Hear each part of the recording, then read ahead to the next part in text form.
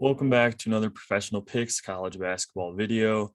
Today, I'm going to be giving you guys an updated top 10 rankings on the teams, going a little bit more into detail and just not having to look at everything from a betting perspective. First, we're going to just look at the top five. And for the first time ever, we have Auburn sitting at number one in the AP poll. They definitely look the part of the top team, beating Kentucky their last time out.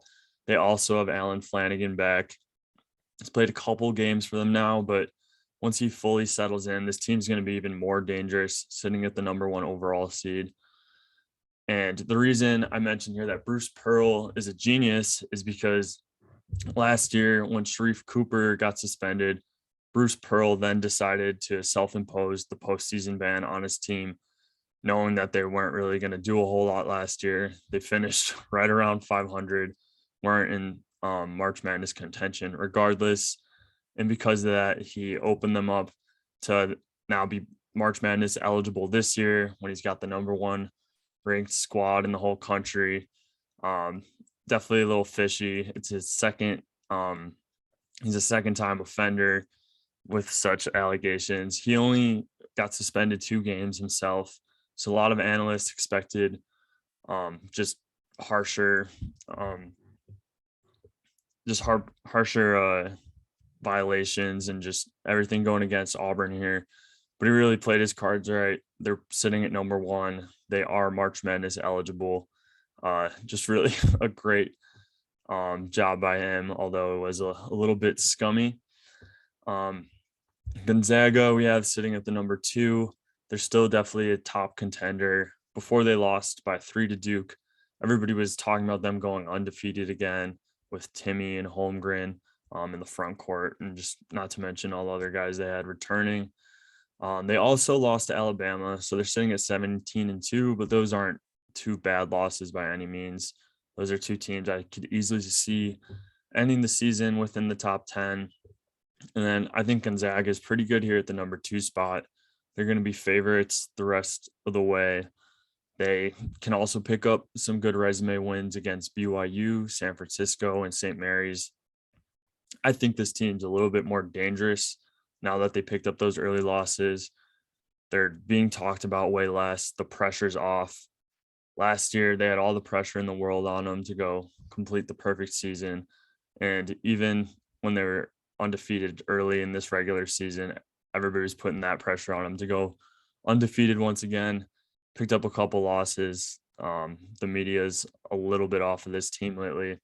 I think it's going to bode well for them later in the year, especially just learning from mistakes. Picking up losses early in the year is never the worst thing. Arizona is at number 3 right now, and they play UCLA tomorrow. I'm not completely sold on Arizona. They do only have the 1 loss, and that was to Tennessee on the road. So that's not a bad loss at all.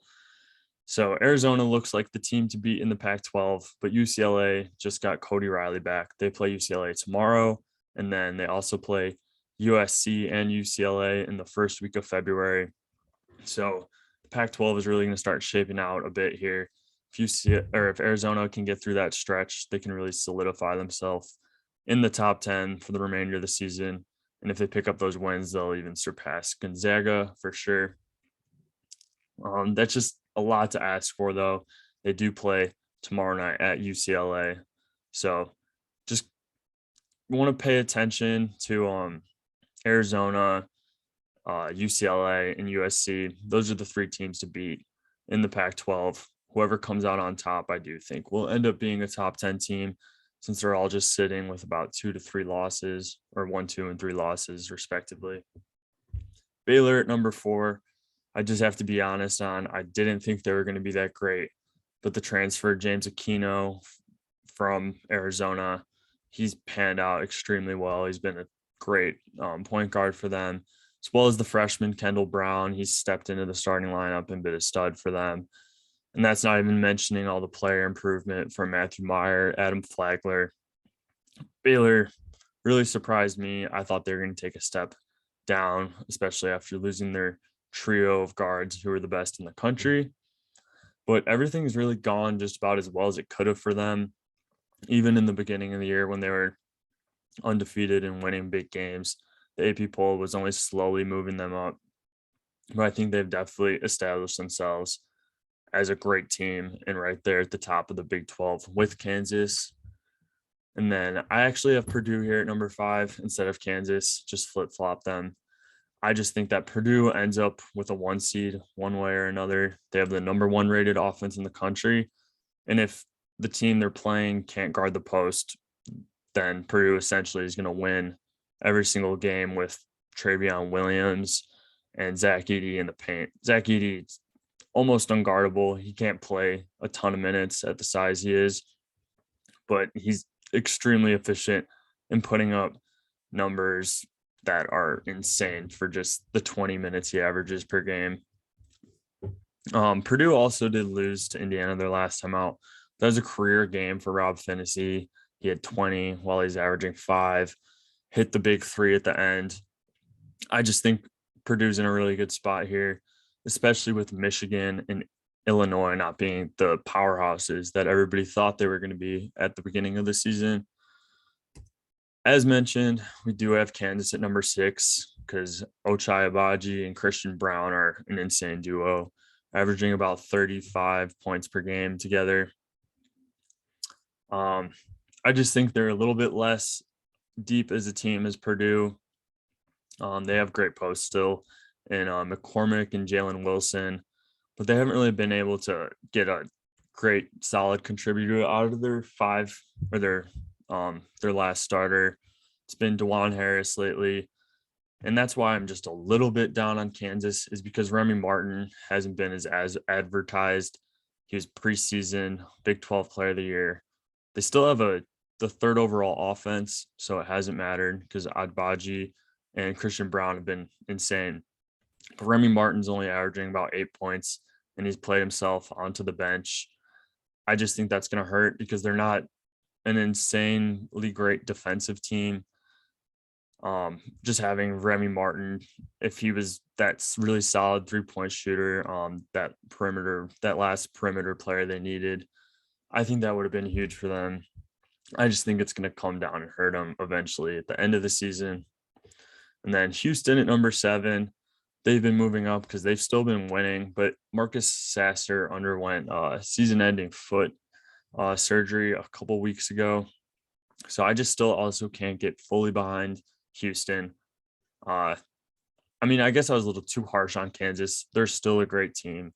They're going to be competing for the Big 12. I'm just saying I'm a little bit nervous, or more nervous about them than I should be, because of Remy Martin's underplaying. Houston, on the other hand, I don't think they're going to be a top team at the end of the year. Marcus Sasser was averaging almost 17 points per game. The tempo they play at, the defensive pressure, and just the overall balance that they have, they're going to play very well in the AAC. They're still a good team. They've been playing extremely well without Marcus Sasser. I just think he's the guy they needed to beat one of these top blue blood teams like UCLA, Duke, Kansas, Michigan, just any of these teams in the top 10 even. I wouldn't feel too comfortable tailing Houston, although just their play style, they could still beat pretty much anybody. UCLA, we have at number 8. I know I was really tough on them at the start of the year, but that's because everybody had them at number 1, number 2. I didn't believe the hype. They've come back down a little bit to earth. Cody Riley's back now. This is the guy I really like for them to start at center. A lot more versatile than Miles Johnson. Adds a new presence on the offensive end, but he's just going to need to ease back into the game a little bit. He played 20 minutes in their last one. If he could get back to playing about 30 minutes per game, this UCLA team is going to be real scary again. The problem, they play Arizona tomorrow night in a massive game. That game could really end up deciding the conference standings at the end of the season. Cody Riley is going to be a huge factor because Arizona has a massive front court between Koloko and Tubelis, and then you got Benedict Mathurin slashed into the hoop every other play. I just think Cody Riley is going to be real instrumental for this team. He's going to be the X factor in tomorrow's night game. if he could get back to 100%, I really like UCLA to end up reclaiming their number one spot atop of the Pac-12. But it's real hard to go against Arizona just with the way they played and the amount of depth that they have as well. Duke, the real interesting fact, and I have it here on the screen, is that they're the only ranked team in the ACC. It's a real balanced conference. There's still a lot of good teams, but there's just not a lot of top tier talent, and I think that bodes well for Duke. They're the only ranked team, like I mentioned. And Wake Forest, for example, has the second best winning percentage in the conference. Obviously, this team has Paulo Banchero, and then a bunch of those other top ranked or rated recruits. Hope Trevor Keels plays fine after he had that calf injury the other night. But Duke just has too much talent for the rest of the ACC. I thought the ACC was going to have a bounce back season, but it's clearly not looking that way, especially when Virginia, who's always been really good, and Florida State, who's always been really good the past few years, these teams are playing a bit down. I think Duke can really run away with the ACC and end up easily grabbing a 2 or possibly number 1 seed. And then Michigan State, the classic Tom Izzo team. No true star, but super solid starting lineup with guys like Max Christie averaging about 10, 11 points. But there's any game, he could just get really hot, start hitting threes. Gabe Brown's been an outstanding leader for them. Marcus Bingham has been real solid in the post. Malik Hall is getting more. I could just keep going, but a lot of just really solid role players for them. They're the worst rated team in the top 10 rankings according to KenPom, and that's by about 7 spots actually. KenPom still has Michigan State at number 19, and I do think Michigan State is kind of the team that doesn't belong, but they are on the list regardless because they picked up the road win at the Kohl Center the last time out. That was against a top 10 Wisconsin team, and especially playing at the Kohl Center, just historically such a tough place to go on the road and pick up a win. A lot of reasons I can't fully get behind the Michigan State team just because I don't think they have a guy they could fully rely on down the stretch. They dominated that Wisconsin game. I thought if it was a little bit closer, Wisconsin was starting to come back a little bit at the end. But regardless, they got Tom Izzo at coach, and he always surprises and performs or overperforms with the talent he has. So they deserve the number 10 spot right now.